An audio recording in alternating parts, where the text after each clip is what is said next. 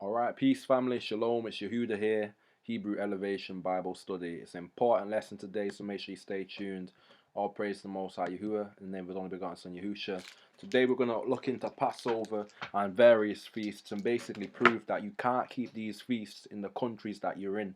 You have to literally go to Jerusalem to keep these feasts, right? So when you see a bunch of Israelites keeping the Passover, eating the lamb in their country of captivity, that is not according to the scripture. That is not what the Bible is asking you to do right now.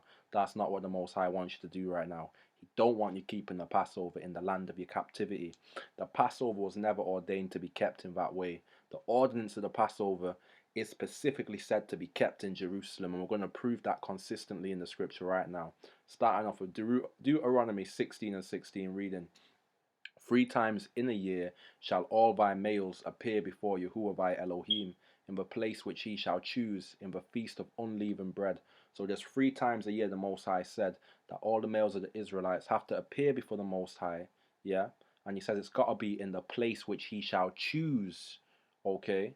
So we're going to understand which place is this the Most High is going to choose where we have to go and keep these 3 feasts. And he names the feast. He says in the feast of unleavened bread. That includes the Passover, because the Passover is part of the Feast of Unleavened Bread. If you read Matthew 26 and verse 17, I believe, it says the first day of the Passover is, known as the first day of the Feast of Unleavened Bread.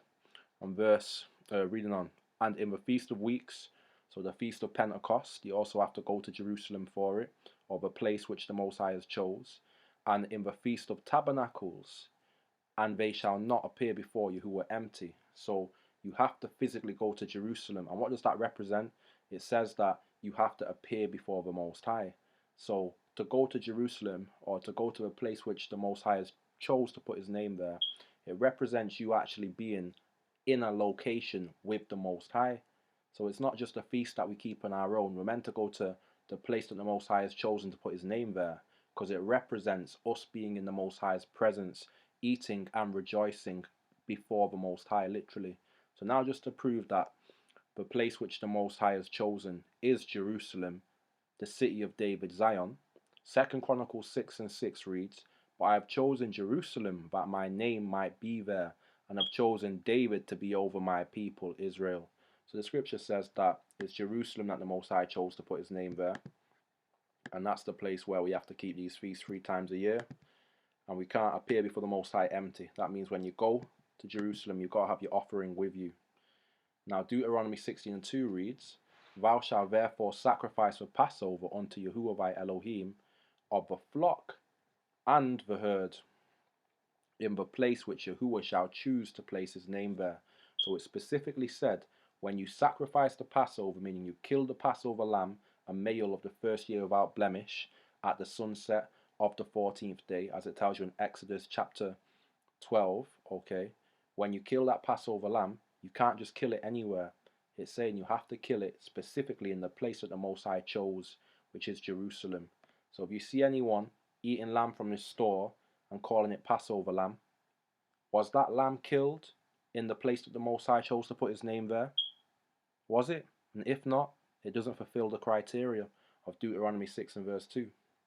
Deuteronomy 12 and verse 8 reads, but thou must eat them before Yahuwah thy Elohim in the place which Yahuwah thy Elohim shall choose.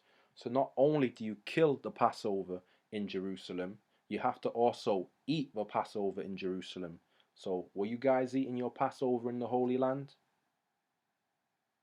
Yeah, I thought so. Alright.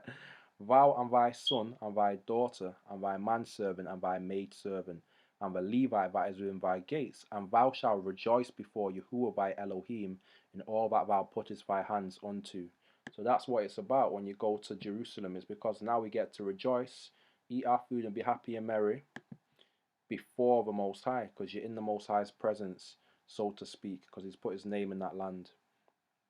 2 Kings chapter 23 verse 23 reads, but in the 18th year of King Josiah, wherein this Passover was holden to Yahuwah in Jerusalem. So now we see a physical manifestation of people keeping the Passover according to the scripture in the place which the Most High chose to put his name there. And it just so happens it literally was Jerusalem, as shown in that scripture there. So that's the place where you have to go and kill the Passover and eat the Passover, the Holy Land, Jerusalem. Okay. Now, Acts chapter 2 and verse 2 shows that even in the New Testament, after Christ's death and resurrection, that the apostles were still going together to, Jerusalem to keep the feasts, as it told you in Deuteronomy 16 and 16, in the place that the Most High chose to put his name. So let me read it. Acts chapter 2, verse 2. And when the day of Pentecost was fully come, they were all with one accord in one place. So Pentecost, right, which is the feast of 50 days, right? 50 days from the waving of the sheaf, also known as the Feast of Weeks, because it's 7 weeks, 7 Sabbaths after the Sabbath of the wave sheaf. Yeah, they all came to one place. And they all came to one place. Why? Because the scripture said that they all have to go, to the place the Most High has chosen for his name. And Acts 2 and 14 reveals where they were. But Peter, standing up with the 11, lifted up his voice and said unto them, Ye men of Judea. So they're in Judea. Let's see where Judea is. And all ye that dwell at Jerusalem. So Judea is Jerusalem, okay? By this known unto you, and hearken to his words, to my words. So be this known unto you, and hearken to my word. Sorry about that. So yeah, it's showing that they were come together in Judea and Jerusalem. And this wasn't random. We can see this is what they were doing because that was ordained to be done, as we read in Deuteronomy chapter 16, verse 16. Now, when we read Acts chapter 20, verse 16, we actually see Paul, being zealous to go to Jerusalem to keep Pentecost for himself. Christians will always try and say that, oh, the feast days are done away with, don't matter. Paul wasn't keeping the law. But let's see what Paul was doing here. Acts chapter 20, verse 16. For Paul had determined to sail by Ephesus because he would not spend the time in Asia, for he hasted, if it were possible, for him to be at Jerusalem the day of Pentecost. So Paul was doing what he could in his power to get to Jerusalem in time for Pentecost. So we can see that Pentecost is observed, as is Passover, the Feast of Unleavened Bread, in Jerusalem. It's a specific location you got to go to keep it, okay? Acts chapter 18, verse 21 reads, But bade them farewell, saying, I must by all means keep this feast that cometh in Jerusalem. So here's another testimony of Paul saying, I must by all means go to Jerusalem to keep the feast. So he says the feast comes in Jerusalem. It doesn't go everywhere. The key part is he couldn't keep it in his present location. He had to physically go to Jerusalem to keep the feast. It reads, But I will return again unto you, if Elohim will, and he sailed from Ephesus. Okay, so he physically sailed to go to Jerusalem. So obviously we understand that we're in captivity now, so we can't go to Jerusalem to keep the feast. Does that mean that we don't keep the feast? Not exactly, because now we can keep the feast, but we have to go to Jerusalem still, but not the same Jerusalem that Paul was going to. And in the next lesson, I'm going to explain what I mean by that, but I'm going to give one scripture that's going to give a little bit of understanding of which Jerusalem we keep the feasts in now. Galatians 4 and 25.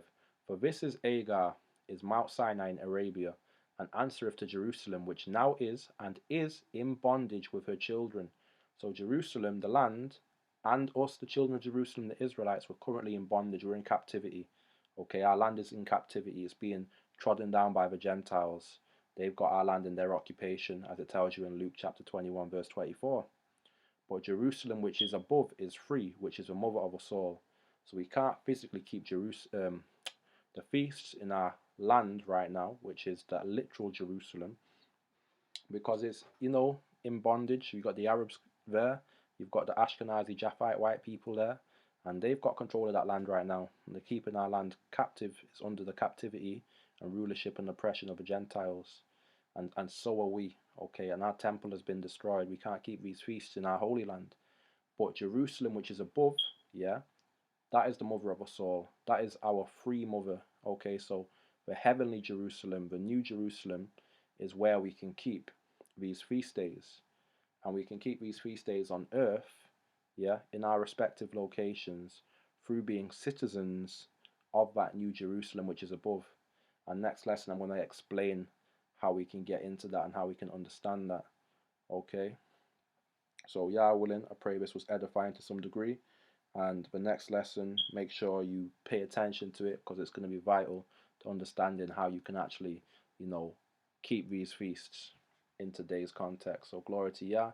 Most I bless you. Like, comment, share, subscribe, hit the notification